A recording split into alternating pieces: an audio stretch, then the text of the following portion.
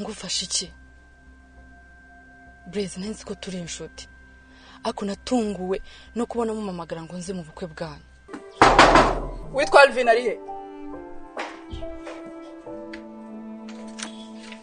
Ekirugondiko rwawe Blaze Daniela tumaze kuvugana akubwiye ko ari hehe ariko nyamara ngiye nsigaye mbona Anja ntiri n'ingenge sinzi ikibazo afite pe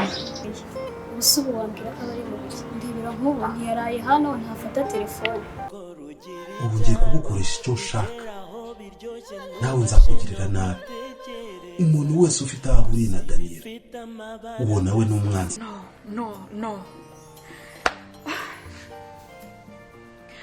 mana uramungu namukunze nzi karimo kumfasha igihe Daniela yarameze nabi none ndebera ibintu arimo kunkora